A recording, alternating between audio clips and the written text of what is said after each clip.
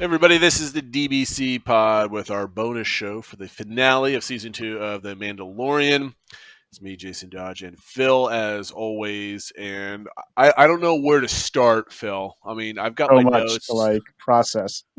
Yeah, I mean, it's not that much, really, when you think about it, but there's an emotional impact and, depth to it, right? I mean, Right. it was fairly simple, but I don't know if you could say much other than wow kind of thing, right? I mean, you half expected it. I mean, everybody thought Luke was going to show up Yeah. a couple episodes ago. I was like, no, it can't be, but he did. So he showed up. So what was your first impression when you saw him When I saw 12 him, hours ago, whenever yeah, it I was? did watch it. I was afraid of getting spoilers, and I just kind of wanted to participate in the spoiler chat, so I watched it at like 6 this morning. So yeah, I part of me was I didn't want it to be Luke just because can we have something without the Skywalkers? But Yeah, I think it did make sense, in a vacuum, if he was calling out, Grogu was calling out, that this is the time when Luke was searching for Jedi and Jedi relics and building his academy, like he would be the one to be listening for a call. So I think it makes sense, yeah, and it brought closure to it. I mean, clearly that wrapped up that part of the story. At least it's not like okay, now he's with them and he's going to be like the key part in season 3 or something like that. So I think I'm to kind of wrap things up. I'm fine with it, and it was I definitely think it was cool to see Luke get his live action scene where he kicks some butt. It kind of reminded me of like finally getting to see Vader in yeah. I was that just gonna say, Rogue One scene, maybe yep. on steroids. Um, but so it was cool, and I thought it was well done. So we'll go from there. Yeah, no, I think the whole scene. As soon as you saw the X-wing pull up, and all right, here we go, it's Luke, and I'm like, right, like I've had enough of the Skywalkers, Mhm. but seeing Luke as Luke is really awesome. Right. So I mean, you can't hate it, Well, right? that I think that's kind of it. It's like it wasn't necessarily what I wanted, but it was awesome at the same time to see. So To be honest with you, I can't I don't complain. know what I wanted. Right. Right? I'm like, I was okay up until Luke showed up, and then if whatever, that type of thing. But it was cool to see a young Luke, and the tech looked great, Yeah. right? I mean, granted, they didn't really show him, running around swinging things, which I think is probably uncanny valley once you start having a lot of movement and stuff. So they did a good job with that. Luke's fight scene, I guess, was pretty cool with some of the crushing. And I made a comment when we were watching. Did he just pull the robot Yeah. close to him to slice him in half? That was awesome. It's like he was And showing off all his force powers, like for Grogu to see. Like, oh man, that is cool. I want to be well, able to do that. you got to realize, you never really saw Luke fight as a real Jedi Not ever, like that. other No, I than mean, against Darth Vader, right? And he's going up yeah, I mean, against I guess a another little master. when he when he went into Jabba's palace, he kind of used some of his Jedi stuff there, but nothing like this. No, he was subtle though. He was using a little bit of hit and slash here, running around type of. I mean, when he was at the Sarlacc type of thing, he's still more of like a ninja type of moves. But this was Right, right. full control of your power against silly droids. No match for him, but he had to get through them. Right. So yeah, that was definitely awesome.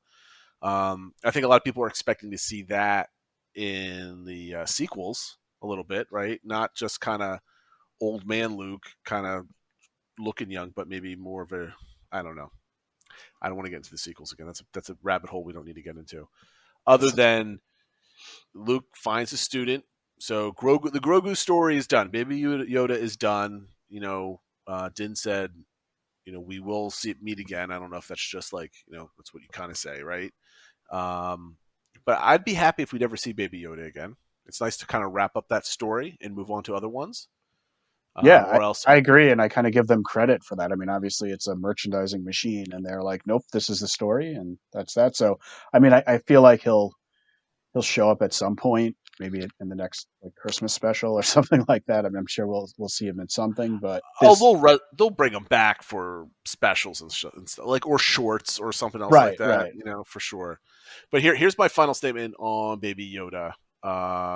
So, and I said this during the show, it's oh, so Luke finds him and then Kylo Ren kills him 20 years later or 25 years Yeah, I later. mean that's obviously one of the big questions coming out of this is what happened to Grover. Is that all that happened? He got trained and then he died 20 years from now, or did he escape that too? Did he, I you don't want to know? know Yeah. because it's just a bad story. Like So that's kind of. I mean, yeah, you want to write a book about it or a comic, sure, but like it's better left unsaid. yeah, okay, I think. I mean, we could talk about it, right? But like, I don't think Lucasfilm should fill us in on what happens to him 20, 30 years from now, that's because fair. it'll be done. Especially since we talked about this. Oh, actually, we might not have talked about this on last week's show with Tony, but they mentioned some of the Star Wars stuff in the future, and you have a couple limited series, and then you have the Rogue Squadron, which takes place after the sequels, and then the Watiti films that come after that. I don't want anything from this timeline in Yeah, that timeline, except for maybe Ahsoka kind of bridging the gap, so to speak, maybe. with maybe her Thrawn storyline. I don't know. That's my theory. So anyway, let's get back to it. So we're gonna start from the end, and then we're gonna go jump back to the beginning and kind of move through it. So at the end credits, there's the scene at Jabba's palace, not Jabba anymore. I can't remember the character's name that was sitting on the throne. His advisor, Yeah, right hand man guy, all fat and everything else, gets destroyed. Boba then sits on the throne, I guess, with his sidekick. Why can I'm terrible with names. Um, the sniper, yeah, with Fennec. Fennec. I was going to say Farrak for some reason. Fennec sitting there, and it says the Book of Boba Fett. And you were just starting to speculate. I'm like, Phil, you need to be quiet because this is going to be good stuff. We got to save it for when we hit record. So, what were you going to say about the Book of Boba Fett and what that means? I mean, the way I'm taking it, and a lot of people are speculating, and neither Disney or Lucasfilm has confirmed what it means. But what I think it is, and because they were talking about the next season of The Mandalorian starting in December, and that's when they said the Book of Boba Fett is coming, I think that this is sort of an epilogic, I don't know if that's the right word, but series where basically seasons 1 and 2 were sort of the book of Din Djarin, and then season 3 is going to pick up with the book of Boba Fett. So instead of Boba Fett having a separate season, he's going to be the lead for the next story arc on the Mandalorian. And so the Mandalorian show doesn't necessarily mean this one particular Mandalorian; it's about various Mandalorians. And I think that's brilliant if that's the way they play it, right? So it does two things. One, it keeps the storyline fresh, right? So it's like now we have to shoehorn Din Djarin in some other interesting plot line, right? He was just a normal, not a normal bounty hunter, a really good bounty hunter, but just a bounty hunter with no importance with him whatsoever, right? He was just a guy. We got caught up in some epic plot line, and we just saw 16 episodes of it. Exactly. And what does he have left? He's not. He doesn't care about Mandalore. He doesn't care about the dark saber. Though that was kind of left, kind of hanging there a little bit. Lots of things still left hanging. Yes, but we'll get to that. So I think my brain's just working after what you said because you had a whole day of spoilers and spoiler thinking. I just saw it for the first time 10 minutes ago. I think that's an excellent idea. It's just like the show just gives the creators a vehicle to tell stories as long as there's a Mandalorian Yeah. No, I um, think it's great that there. you tell the story in the length it needs to be told, and you don't feel like you have to stretch it out for 5 seasons just because people are, you know, want the ratings are good or whatever. So I think it's good, and obviously the characters can stay around. There's the two spin-off series, whether it's Ahsoka or the Rangers one, and Din could appear in one of those, or who knows. But Sure, they'll bring him back somewhere as a yeah, cameo type of thing. but he doesn't But need to be the main character anymore. He had his main story. yeah, and what I really like is you had all of that talk years ago about a Boba Fett movie. Hmm. Now he can get his own show, which is really cool. The actor is really good at what he does. Boba Fett is a fan favorite. And so now, not only that, you go back to the old Lucas shows that he was trying to make 5, 10, 20 years ago about the underworld, because I think that's what George Lucas was rumored to be making shows about was, basically crime in the underworld, right? Am I remembering that correctly? Think so. I seem to recall that. I mean, there's so many different rumors, but I remember that being something. Right. So I mean that kind of ties in a lot of different things. Like, do you want to show a movie about, a crime show? I mean, they had Hmm. a bounty hunter show that turned into kind of some righteous kind of quest, which is kind of neat. I think showing the underbelly of crime would be really cool. Obviously, Boba Fett will have to be in action, not just kind of sitting at home base. So it'd be interesting to see how he kind of conquers that, moves on. So I'm looking forward to that next year.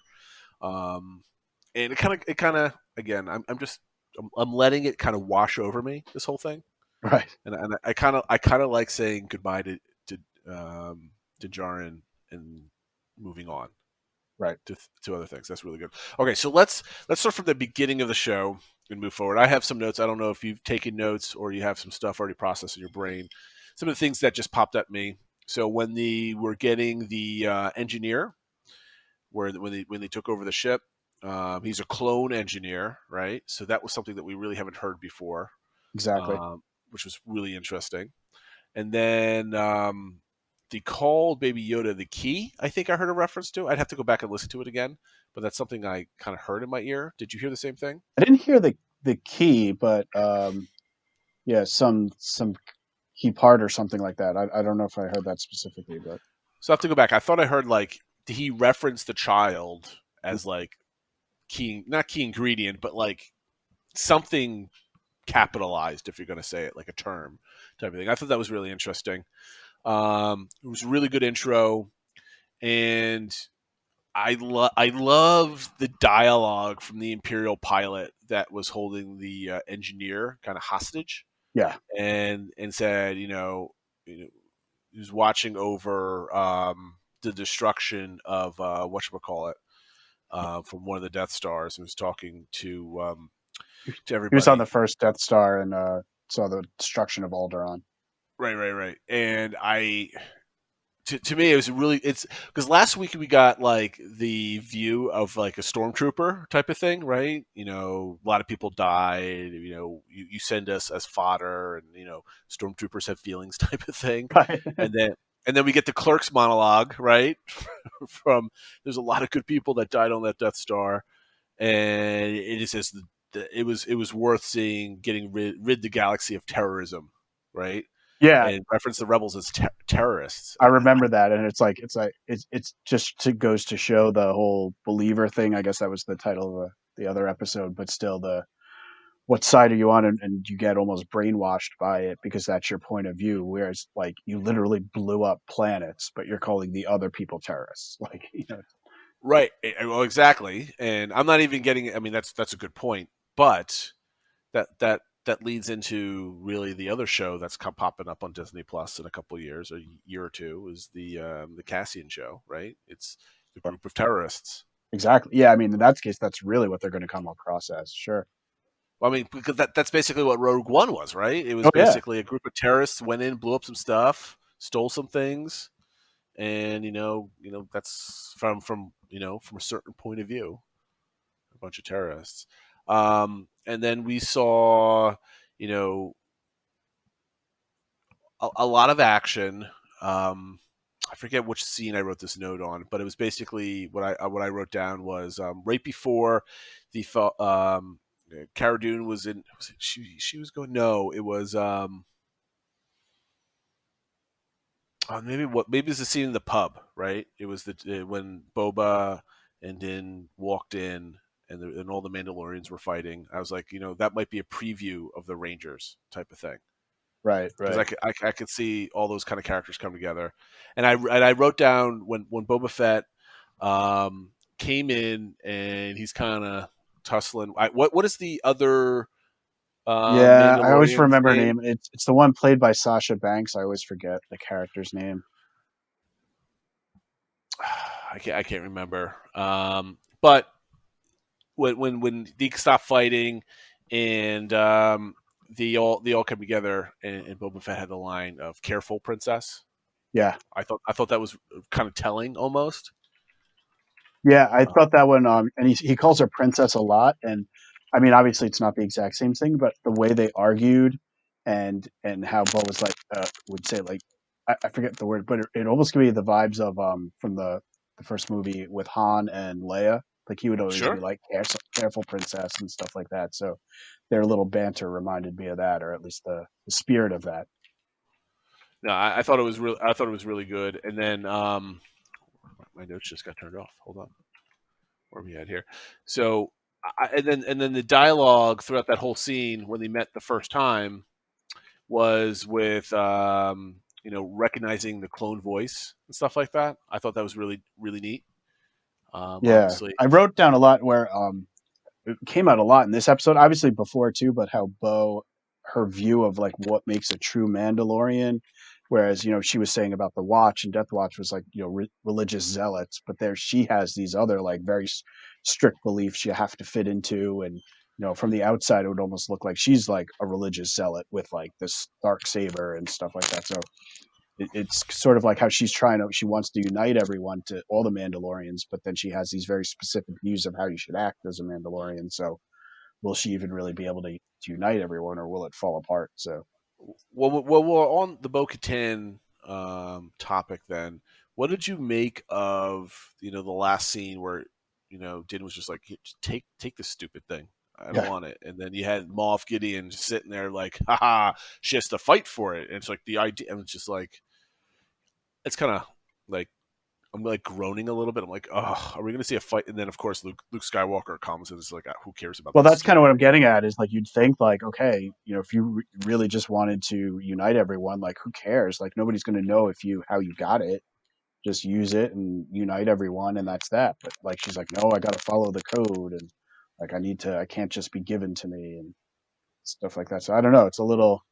Yeah, I don't know. That's definitely one of the open threads. Like, what happens to the dark saber? What happens to Bo and that going forward? Where do you think that whole storyline picks up? Or because it's a giant cliffhanger, right? Oh yeah, So I they're don't know if not going that's in Ahsoka. I don't know if that's in the Rangers show. I mean, it's got to get picked up somewhere. to. Or if Filoni's just not going to let that sit. no, the dark saber and that whole story arc is way too big. So that either shows up in the Mandalorian or the Rangers of the New Republic. I would have to They have think. maybe they have teases throughout. I mean, I kind of feel like because they have those three shows taking place in the same timeline, the same sort of like the Mandalorian universe or whatever you want to call it, um, that it's almost going to build to one big movie or something like that, and maybe that's what the movie is related to the taking of Mandalore or something like that. But You know what? I think the problem. I mean, I don't think you could take it to live action and then dump it back into a cartoon series. yeah, I don't think so either. Now that you've seen, now that Katie Sackhoff's played Bo in live, I mean, you could, but I I mean, yeah, think you that can do whatever you want, yeah, obviously, really, yeah, but not as many people are going to go back to watching a cartoon after you've seen like I some don't think awesome so. live action. Yeah, Um, Here's one question I thought was going to get resolved, but I wrote it anyway. Why was the scientist helping? Was he just a coward? Just got to really I was care? wondering that I just too. work here. I think he's a scientist who wants to do his work. He doesn't believe in the empire necessarily. Maybe he hated how he was being treated or whatever. It didn't almost was doing it under duress. I mean, you Maybe. saw that a little bit even back in season one in the first season or the first episode. He was, he it didn't seem like he was fully on board with the client and stuff like that. And that actually leads to some bigger questions I have. Where Moff Gideon said that, well, I already got what I wanted. I got his blood, and I don't know. I mean, did is he telling the truth? Was that just a lie? But assuming he actually took it already, and that they were doing experiments on it, what happens to that? Is now does the New Republic take it over, and does Pershing start working for the New Republic? Almost like Because he's not dead, right? right. So it's almost like how the Allies took Nazi scientists over and started having them work for them. Is it like that, or who knows? I mean, that's a whole big plot line left hanging too, and obviously what happens with Moff Gideon in general. Let's put a bookmark in that conversation because I think it's a bigger one we need to have after a couple other points that I found. Okay. So we both made the comment. You made the comment before me, and I was just about to open my mouth. The deploying of the TIE fighters was really awesome. Yeah, how they organize it and how they come over on like the hanging from the ceiling and lined up and shoot out the launch tunnel and stuff like that. And I mean, I guess you saw some of like the docking bay in the what was it, Force Awakens Force and Last Awakens, yeah. Jedi. to too. see some of that, but not obviously those are on the big. That's the difference, I guess, between a Star Destroyer and these light cruisers or whatever. It's just more room. But it was really neat how they did that. I thought that was something different. It's amazing how many like different things like last I think it was last episode or whatever we saw how the inside of the Slave One works and stuff. How there's all these like things you're like, how do they keep coming up with new things we haven't seen before? But they have. But that's what the beauty of the show is, because I was having a conversation on a message board somewhere, and the topic of like how terrible this movie is and whatever this movie is and how great this whatever, but it's all about world building, right? Hmm. It's just like the 10 seconds you get of like a TIE fighter coming out, you're like, oh, I never knew it worked that way, Yeah, and then exactly.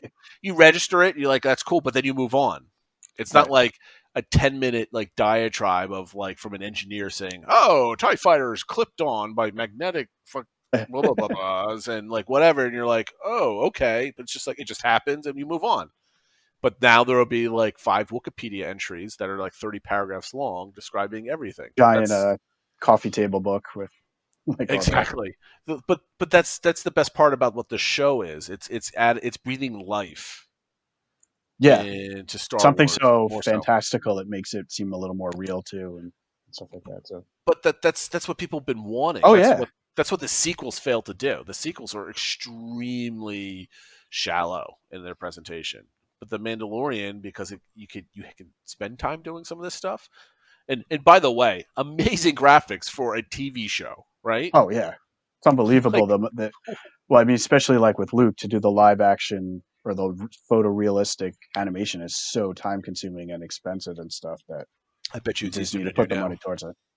It's easier to do If now, but anybody would it's still expensive. But I mean, but if anybody could do like a deep fake these days, like and they have supercomputer power and super talented people, I bet you it's not as expensive or time consuming as we think it would be. true, That's just my opinion. It's still probably tough to make it look right, right? So I'll give exactly, them. I'm not going exactly, to yeah. say, oh, it's so super easy, whatever. But I don't think it's like it took them like a million hours and like a month to do it, type of thing.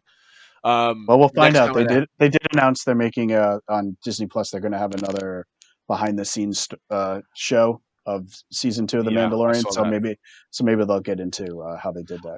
I'm pretty sure they're going to have a topic on Luke Yeah. Skywalker on that show and stuff like that.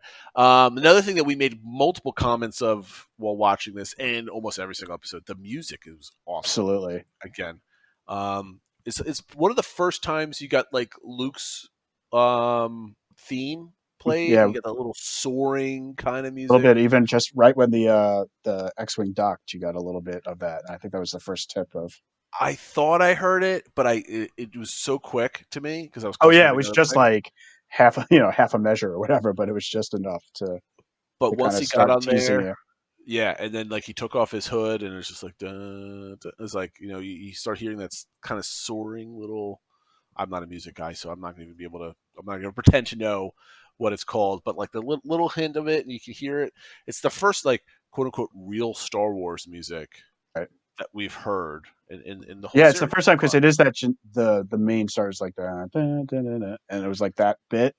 Like Yep. we heard some. There's been some undertones of like Empire music, but this is the first of that And main we haven't theme gotten that I think we've had. we and I was expecting to hear like full on Empire, Empire's March, Yeah, yeah. in this, but we didn't hear that. The Dark Trooper music was really awesome. It Yeah, we was were a talking about that. little electronic kind of sounding, and then you cut from that to Mando's theme. Yeah, and just how jarring the two are, and it was almost like Western, like the old gunslinger, and then like the new tech, like just through music, how they can convey that is really awesome. Now, is the theme to the show the Mandalorian theme, or is that Din's theme? It's a good Do we get question. do we get new music because of Boba Fett?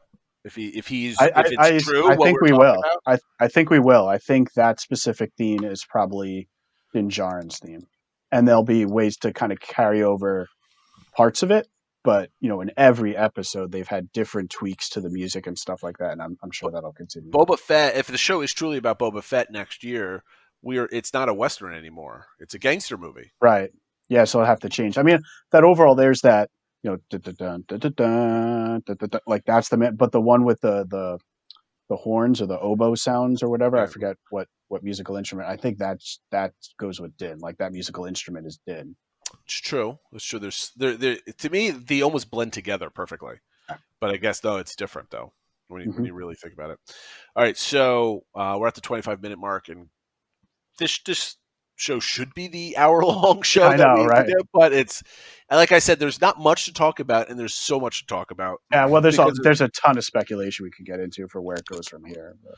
But, well, that's kind of what I want to talk about. Also, one last point before because I want to talk about the future with Gideon and that like now he's a prisoner, he's not dead, and Dark Saber. When R2D2 rolled up yeah. into the scene, like you saw him on the X-wing, and you're just like, oh, here they come, and you're kind of like, oh, you kind of groan, but with a giant grin on your face, right? So I was just smiling. I was like, oh man, oh, this is great. Why are they doing this? And like R2D2 rolls up, and I'm like, I just shook my head. Oh God, it's R2D2 right now, and I'm like, but like it's Luke and R2D2. It's not like R2D2 and like Anakin, right? Which is just kind of like, oh, to me that's always been grown worthy. And it's not like R2D2 like in the future in the sequels where it's just kind of an afterthought. Like now he's just there for full on fan service. He was still kind of. It felt like what R2D2 should always be, right? He's like Luke's person, droid, Right. right hand droid, whatever the term I'm looking for, and it felt right.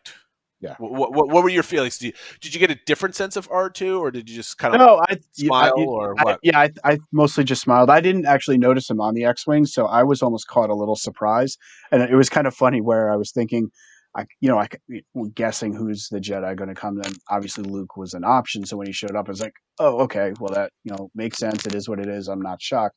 I just wasn't expecting R2. So when R2 rolled up, it was almost like more of like, oh my god, it's R2. Like it was like it almost had a bigger impact on me than Luke, which is kind of funny, just because I See, wasn't expecting it. I don't think I was listening to music as closely as you were when the X-wing showed up. I was looking at the X-wing and like, oh, there's R2, and I'm like, Yeah, okay, here we go, because I knew. Then I just knew it's. I mean, X-wing equals Luke, so right there's no other Jedi coming in an X-wing. And then kind of I just wanted to make the comment about because I've been watching the Clone Wars, still on season one. I've been super slow, and R2 is basically in that cartoon. Is basically he's just in the middle of like everything, right? He's got the rocket boosters. He's all over the place. When they're rescuing um, I can't remember any characters' names right now, and it's Padme from Padme. Yeah, General Grievous in like episode like 12 or whatever, season one. Like R2D2 is all in there. Like he gets captured too, and they're rescuing him, and he's like kind of whatever that type of thing. And you get like Adventure R2D2, and then like in the original trilogy, you get like Assistant R2D2 that also gets into trouble, and then in the sequels, he's kind of afterthought R2D2, and like you need I liked because R2 always has a personality to me, right? oh yeah, And yeah. I'm an OT fan, through and through. And I've said this plenty of times. This is like the best Star Wars we've had since the original trilogy, and Filoni and Favreau hit the feeling of R2D2, even though he's on screen for like 2 minutes, or not even 2 minutes, 2 seconds. You kind of get a feeling of just like he's the sidekick that's not, Superman in like a lot of these other kind of movies and cartoons that kind of portray. He's got a different gadget every single scene. No, it's just he just rolls up, comes in after the whole fight just to make sure everything's all good. And I kind of that's what I felt. Maybe I'm probably reading way too much into it, but that was my kind of perception. All right, so moving forward, a couple things we mentioned: Dark Saber and Bo-Katan. That whole thing is unsettled. Gideon has now been captured, and Cara Dune is going to take him back and reward Din with double the reward, all this other stuff, right? And make a kind of nice payday. He's going to be on a prison somewhere, or the Republic Intelligence Services, whatever it's called, being questioned. So we talked about this plenty of episodes ago, right before they went to Tython. Like, who is Gideon? who is he the big bad guy in the region? Does he answer to anybody? Is he just part of a faction because he's pretty well supplied with all this money and stuff like that? So where does the quote unquote empire go from here? Yeah, Does it just so crumble? I got the sense that from this episode more than others, he was more clued in into the whole larger thing and sort of the because he mentioned in this one bringing balance to the galaxy, which seems to talk to the whole force, light side, dark side, all that sort of stuff. And then, No, he didn't say that. He says bringing order to the galaxy, which has always been what the empire was all about. but I also noticed then that he at the end he was going to shoot Grogu once he saw that a Jedi was coming. So he's like, I'd rather kill him than let the Jedi get him. So I don't know. It seemed see Maybe. Okay. I got that sense that he was more into like the larger, like he wasn't he like knew what a Jedi was, like he I don't know. So it was the first time that I really got a sense if he was clued into the bigger thing, whether that means Palpatine or I don't know, but It better not be Palpatine. I got a sense that he was not to say that he's like working for Palpatine or whatever, but that he's clued into that larger part of the story between the Empire and the Republic. So That I think a lot of you've the you read regular troopers sorry. aren't really Yeah, into yeah, the yeah. Republic. But you've read a lot of the literature that there's a couple books, right, that take place between Jedi and Force Awakens. Um, what did they talk about with the history? I guess the history, if you're from Force Awakens point of view, the history of the Empire between Jedi and Force Awakens, and like the New Order. Did they go into any real detail? Oh, I mean, not too much. I mean, they get into more just how the Empire destroyed all of the history from before it, and that's why people aren't, in the Force Awakens timeline, aren't like, oh yeah, there were thousands of Jedi's before. It's like they just think it was a myth That I because know. yeah. Yeah. So they talk more about that than what happened to then at that point it's already they're talking about the First Order. Like they don't really explain what happened at all to the remnants of the. I mean, they talk about in the aftermath books, which come out right after. There's the final battle, which is the Battle of Jakku, which is where the Empire's finally fully destroyed, as far as everyone knows, and that's kicks off Operation Cinder and all that stuff. But Okay. like what happens So after that, there's not a lot explained. there's nothing. Yeah. Okay. Good. Because which I'm happy. So they're not forced into anything, and there should be a really interesting story to tell about you know hopefully, I mean, I'm sticking with my theory, Phil, where they're going to try to put the First Order in kind of like a little bit of like a quarantine little area of the galaxy and tell that story because it was such a shallow series of events that you could really kind of just push it over there. Because isn't it the story like the New Republic wasn't really worried about the New Order and it was not worried so much that Princess Leia had to go find her own, resistance and fight them because no one else cared about the New Order really because they thought it was insignificant until they blew up some planets. Am I getting that like backstory correctly? Yeah, I think so. I mean, Right? obviously, when they had Starkiller Base, though, they destroyed some of the core planets, so that's when it's hard to say the entire thing took place, on the outskirts or anything. Well, But right, but like yeah, I'm saying, like their build up right, the before build Star up, Killer yeah, yeah. Base, right? Oh yeah, yeah, yeah. And then Absolutely. once Star Killer Base was destroyed, everybody's like, "Oh wow, like we blew up 5 planets or however many they were. Like that's awful." But then it seemed like in the Last Jedi that the people are still going to casinos, people are still building Tie fighters and X wings for them, and it seemed very regional and local to me from that like just that jaunt. So going back to my original point is, you could tell a story that the New Order was something serious.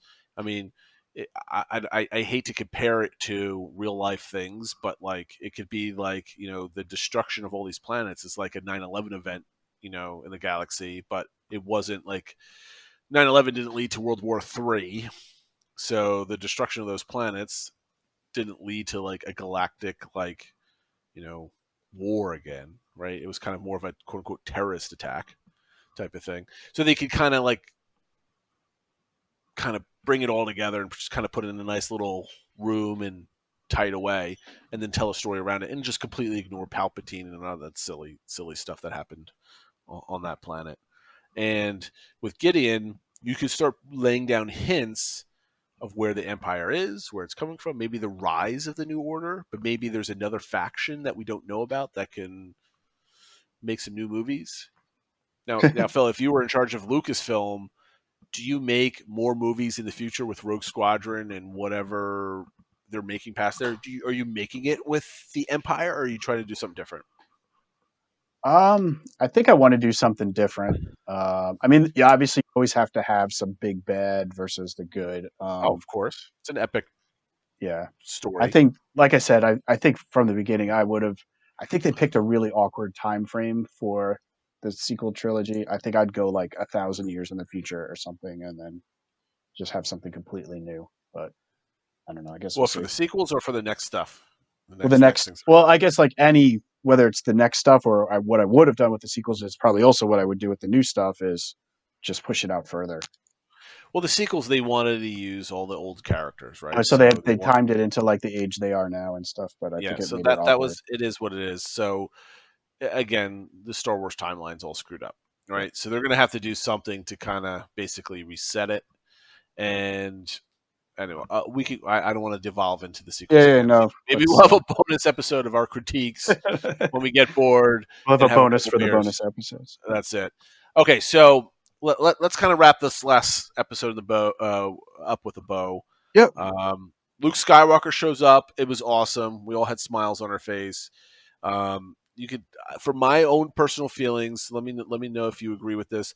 The sequels damaged it enough where I didn't get super excited when I saw him. I think if the sequels never happened, I would have cheered, like literally cheered when Luke shows up.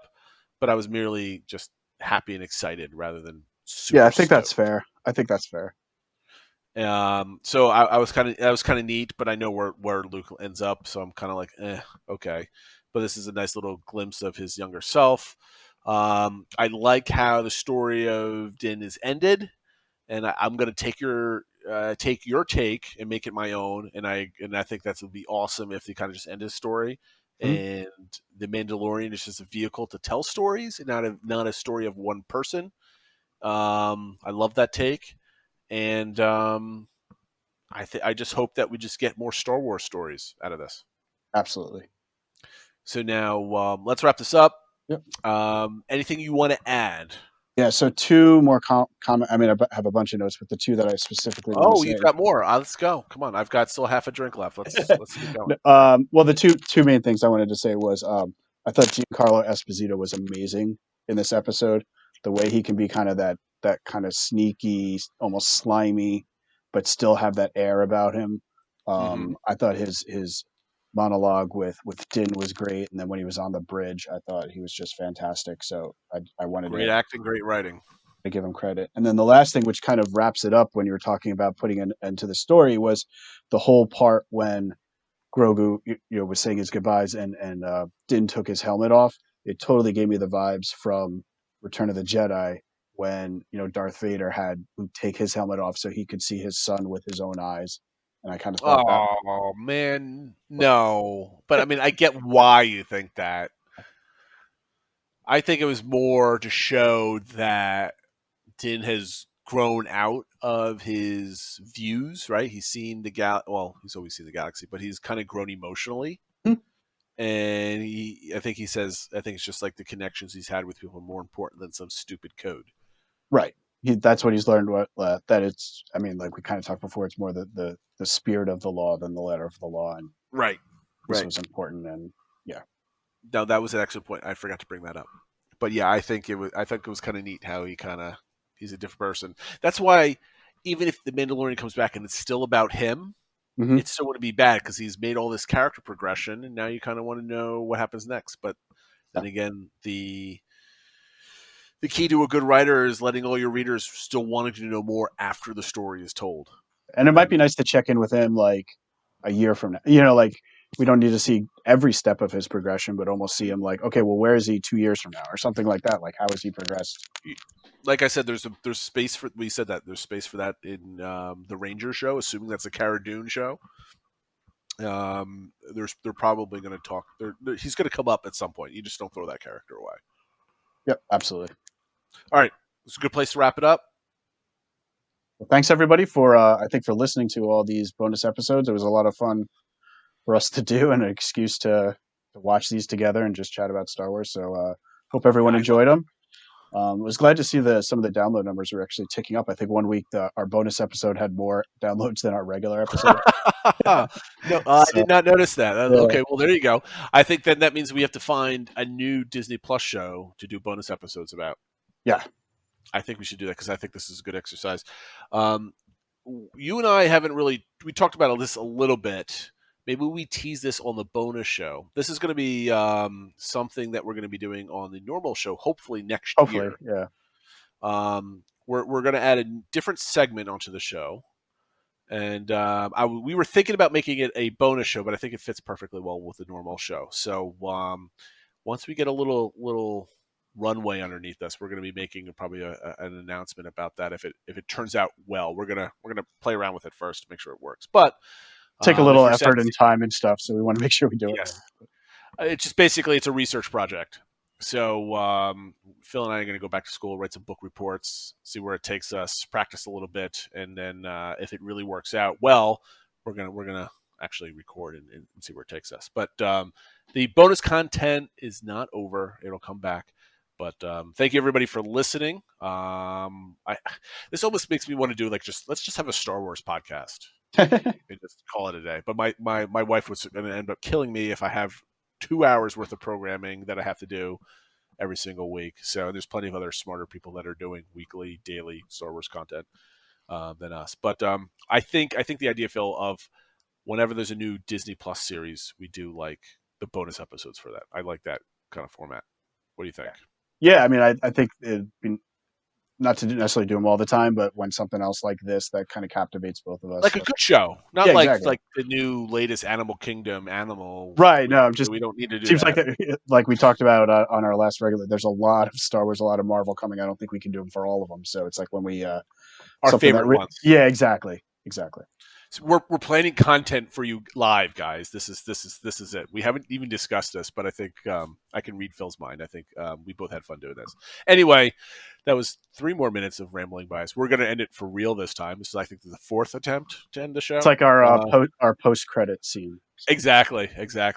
That being said, guys, keep an ear out for our weekly show this week. If all goes well, we'll be doing the holiday draft, Correct. and we'll go from there. Thanks, everybody. Have a good night.